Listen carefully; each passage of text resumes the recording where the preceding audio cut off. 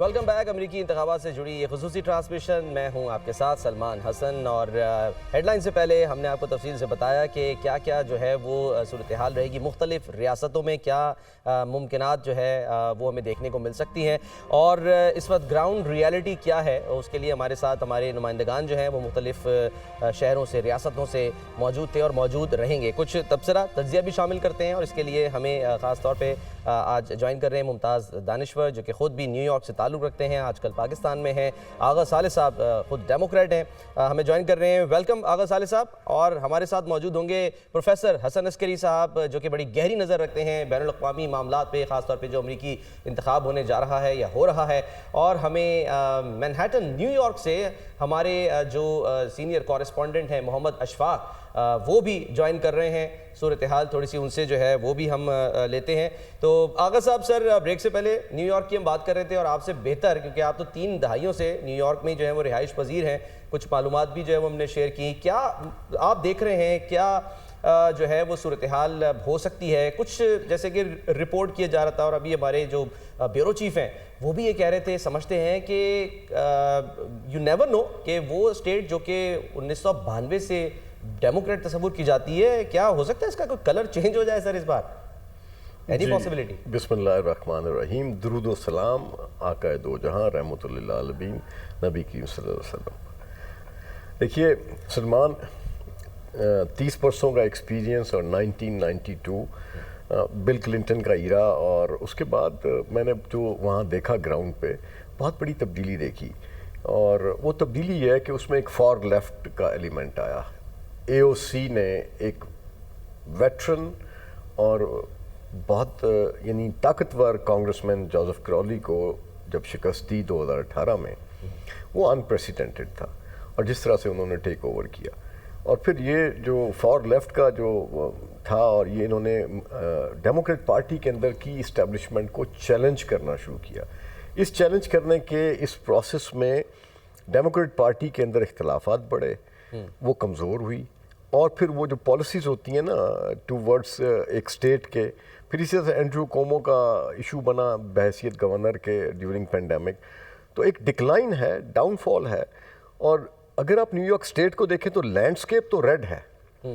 चंद counties हैं जिसमें overwhelmingly जो मेजॉरिटी डाइवर्स पॉपुलेशन है वो है डेंसली पॉपुलेटेड, जिसे हम जो हम कहते हैं डेंसली, मतलब जहाँ बिल्डिंग्स हैं, जहाँ यानी अक्सरियत, यानी आबादी की अक्सरियत रहती है। लैंडस्केप पे तो टाउन्स हैं, उन टाउन्स में सिंगल स्टोरीज हैं, घर हैं। यहाँ मल्टीपल स्टोरीज बिल्डिंग हैं, और उन बिल्डिंग्स में तारकीन वतन और कलर्ड लोगों की, बल्कि मैं ये कहूँगा कि 240 दुनिया की अक़वाम जो यूनाइटेड नेशंस में जिनकी नुमाइंदगी होती है, उन तमाम अक़वाम के लोग उस न्यूयॉर्क सिटी में स्टेक होल्डर्स हैं। और हर दूसरा शहरी जो है वो सेकंड फॉरेन बॉर्न सिटीज़न है। तो इस तरह से न्यूयॉर्क सिटी की 8.6 मिलियन पॉपुलेशन में ओवरवेलमिंगली तारकीन वतन के मामलात और उनसे जो मिलती हुई चीज़ें हैं वो बड़ी उसको पजीराई मिलती है। और कोई भी पार्टी उनका नारा लगाए या उनकी हकूक़ की बात करे तो वो डेफिनेटली वो लोग उसको ज्वाइन करते हैं। लेकिन 2020 से जो हालात बने हैं, यानी स्पेशली ओपन बॉर्डर पॉलिसी से, न्यूयॉर्क में क्राइम के बढ़ने से, फिर मारवाना के लीगलाइज होने से, यानी प्रेसिडेंट ओबामा ने जो मारवाना को लीगलाइज किया और उसी को वो प्रमोट कर रही हैं इस वक्त वाइस प्रेसिडेंट कामला हारिस। तो ये चीज़ें न्यूयॉर्क सिटी के अंदर तारकीन वतन फैमिलीज़ जो हैं उनको बड़ी शिद्दत से मुतासिर कर रही हैं। सही। और जब ये मुतासिर कर रही हैं तो वो होगा। और फिर गज़ा और फ़लस्तीन का इशू एक ऐसा बर्निंग इशू है, ना सिर्फ इस पर मुसलमान न्यूयॉर्क सिटी के, बल्कि कैंपसेस के वो तलबा जो दुनिया भर से आए हैं और अमरीकी लोग हैं, वो पूरे लैंडस्केप पे वो मुजाहरा करते नज़र आए। ये कौन लोग हैं? ये वो तमाम वो लोग हैं कि जो फॉर लेफ्ट के साथ थे, डेमोक्रेट थे, और अब ये इस वक्त उन्होंने तहिया किया है, यानी जो मेरी गुफ्तगू हो रही है उन नौजवानों से, वो उन्होंने तहिया किया कि वो ना ट्रंप को वोट देंगे, ना वो कामला हारिस को वोट देंगे। अच्छा। वो जिल स्टीन को वोट देंगे। तो वो फैक्टर जो पार्टी का था ओवरवेलमिंगली यूथ फ्रॉम 18 to 30 वो तो माइनस हो गया उसमें से। बिल्कुल। अच्छा सर, आपने क्योंकि जिक्र किया है न्यूयॉर्क सिटी का, आपने ज़ाहिर आप जिक्र कर रहे हैं, आप कह रहे हैं कि डेंसली पॉपुलेटेड जो इलाके हैं वहाँ की भी आप बात कर रहे हैं, तो उन्हीं में से मैनहट्टन भी ज़ाहिर है उसमें शुमार होता है। और मैनहट्टन में इस वक्त हमारे जो कॉरेस्पॉन्डेंट है, सीनियर कॉरेस्पॉन्डेंट मोहम्मद अशफाक, वो मौजूद हैं। अशफाक, हम देख सकते हैं आपके बैकग्राउंड में वही बड़ी बड़ी बिल्डिंग्स, जहाँ जब पहुँचे न्यूयॉर्क तो जाकर जो है वो कुछ एक ऐसा अजीब सा माहौल है कि वो आपको बाज़-औक़ात खौफ में मुब्तला करता है। इतनी बड़ी बड़ी बिल्डिंग्स, हर चीज़ ही बड़ी है वहाँ पे अगर देखा जाए। बिग एप्पल जो है वो इसको कहा भी जाता है। ये बताइए कि जो अभी आगा साहब भी बात कर रहे हैं, प्रायोरिटीज़ क्या हैं? आप खुद इस वक्त आई थिंक कोई 22वें फ्लोर पर मौजूद हैं। ये बताएं कि जो डेंसली पॉपुलेटेड एरियाज़ हैं वो क्या सोच रहे हैं, उनकी प्रायोरिटीज़ क्या हैं? ऐसे शहरों में जब जाओ तो ऐसा लगता है कि शायद किसी के पास वक्त ही नहीं है, हर कोई जो है वो बिजी है, आपसे बात करने के लिए भी तैयार नहीं। तो लोगों से जब आपने बात की, वो क्या कहते हैं कि जी हमने क्या दोनों में से किसी को वोट नहीं देना, दोनों से तंग है? शुक्रिया सलमान साहब, ये बिल्कुल जो अभी बात कर रहे थे सर, ये बिल्कुल ठीक है और मैं इससे बिल्कुल इत्तेफाक करता हूँ। हमने विजिट किया है कैलिफोर्निया में, वर्जीनिया में, मिशिगन स्टेट में, एरिज़ोना में, टेक्सास में और अब न्यूयॉर्क में भी। तो जब ग्राउंड रियलिटी पर हम जाते हैं तो वहां पर अशफाक, सॉरी मैं इंटरप्ट करूंगा, मुझे गालिबन आपकी जो है मुझे आवाज़ नहीं आ रही है। हो सकता है कि जो है वो ऑन एयर आपकी आवाज़ जा रही हो, मुझे आवाज़ नहीं आ रही है। जी दोबारा बोलिएगा। जी बिल्कुल सलमान साहब, मैं ये बात कर रहा था कि आगा साहब जो बात कर रहे थे, मैं इससे बिल्कुल इत्तेफाक करता हूँ। ये अमेरिका की तारीख में पहली मर्तबा इतना सख्त मुकाबला होने जा रहा है जिसके बारे में कबल अज़ वक्त ये कहना कि जी फलां जीतेगा या फलां जीतेगा, लेकिन जो भी कैंडिडेट जीतेगा वो इंतहाई कम मार्जिन से जीतेगा। हमने विजिट किया है California, Virginia, Arizona, Michigan, Texas और अब न्यूयॉर्क में भी विजिट किया है। तो यहाँ पर जो ग्राउंड रियलिटी है वो बिल्कुल मुख्तलिफ है। नंबर वन बात तो ये है कि जहां पर यानी हम बात करें अगर कैलिफोर्निया की तो उसको डेमोक्रेट का गढ़ कहा जाता है, लेकिन वहां पर भी हमने देखा है कि ट्रंप के हामियों की तादाद बढ़ रही है। और दूसरा जो वहां पर इजाफा देखा है वो लोग जो ना ट्रंप को सपोर्ट कर रहे हैं, ना ही कमला हैरिस को सपोर्ट कर रहे हैं, बल्कि वो थर्ड ऑप्शन की तरफ जा रहे हैं। यानी वो या तो वो वोट कास्ट नहीं करेंगे, अगर करेंगे तो वो ग्रीन की तरफ जा रहे हैं। तो थर्ड ऑप्शन भी लोगों के जहन में है तो वो उनकी तरफ जा रहे हैं। इसी तरह से अब हम न्यूयॉर्क में मौजूद हैं तो ये भी डेमोक्रेट यहाँ से कामयाब होते हुए आए हैं और लास्ट टाइम जो बाइडन भी कामयाब हुए थे। लेकिन यहाँ पर भी जब हमने जाकर लोगों से बात की तो वहां पर भी ट्रंप के हामियों की तादाद बढ़ रही है और जो डेमोक्रेट उनकी पॉलिसी से जो वोटर है वो उस तरह से मुतमईन दिखाई नहीं देता जैसे वो दबंग अंदाज में कहे कि मैं तो डेमोक्रेट हूं और मैं वोट कास्ट करूंगा।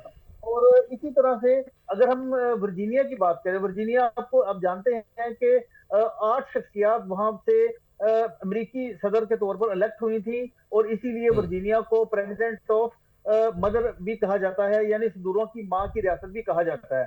तो वहां पर भी सूरत हाल ये है कि 1968 से लेकर 2004 तक रिपब्लिकन कामयाब हुए और फिर 2008 से लेकर 2020 तक डेमोक्रेट वहां से कामयाब होते हुए आए हैं।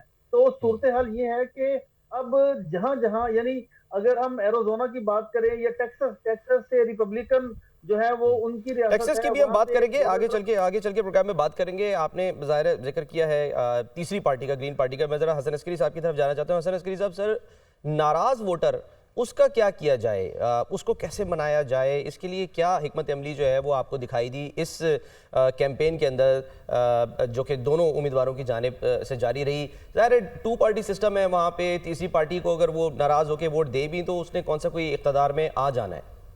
देखिए, ये तो वहाँ बड़ी वाज़ेह बात है कि एक अदम वाबस्तगी का रुझान हमने देखा है, यानी दोनों पार्टियों से अपने आप को दूर रखने का एक रुझान है जो हमें वहाँ नौजवानों में नज़र आता है या जिनकी टेंडेंसीज़ लेफ़्ट की तरफ हैं वो हमें नज़र आता है। तो हमें देखना ये है कि जो अदम वाबस्तगी वाले अफराद हैं वो क्या थर्ड पार्टी को, तीसरे पार्टी के कैंडिडेट को वोट देंगे या वोटिंग पे नहीं जाएंगे।